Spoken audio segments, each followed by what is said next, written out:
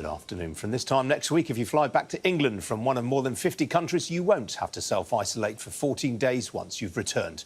The government will publish that list of countries exempt from the quarantine regime any moment now. The change offers hope to the battered travel industry. Airlines, airports, ferry and cruise operators have been cutting tens of thousands of jobs, with many citing the rules as making their plight worse. Well, joining me now to talk about this is Ian Hampton. He is a director of Stena Line. Ian, welcome to you. Good day for you, I guess? Yes, very exciting day, and nice to be with you, Ian. We hope that as soon as the government announces this list of countries, that it will bring a light at the end of the tunnel for our business and many others.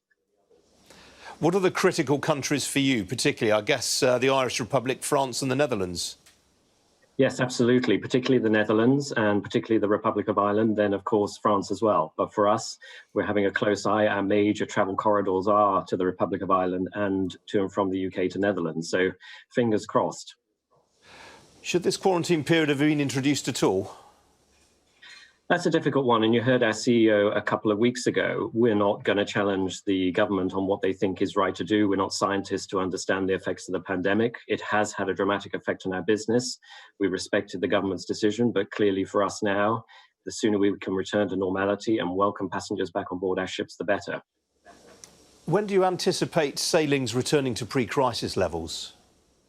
Oh, that's a difficult one. We've been pondering a lot about the statistics. We can see, though, that people are wanting to travel, and therefore, immediately as borders open up, what we've seen across our extensive network in Europe is there is an immediate direct correlation on bookings. So I guess, and we hope, as I say, fingers crossed, with the news that's due shortly from the government, we should see an increase in those bookings. Do remember, Ian, we've been operating throughout this pandemic already, supplying vital goods to the UK from continental Europe. So for us, we've got extensive measures in place already, and we've been waiting and preparing ourselves. There's a lot of speculation, though, Ian, that Sweden, which is obviously one of your home markets, is not going to be included on this list. Yes, that's true. Each country has taken a different tact. Again, is it right or wrong? It's easy to judge after the event, but Sweden is unlikely to be on the list. But Sweden itself is open.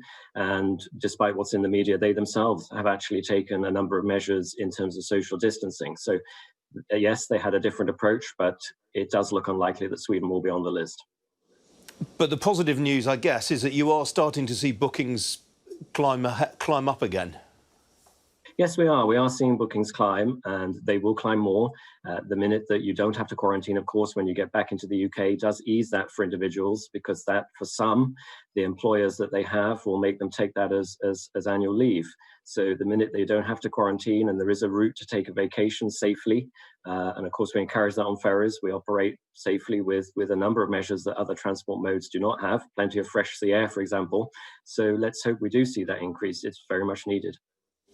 Separately, you've announced this week plans to upgrade 6 vessels from the Irish Sea Fleet at the Harland and Wolff shipyard in Belfast. Was that work that was going to go ahead anyway, or was that work in danger?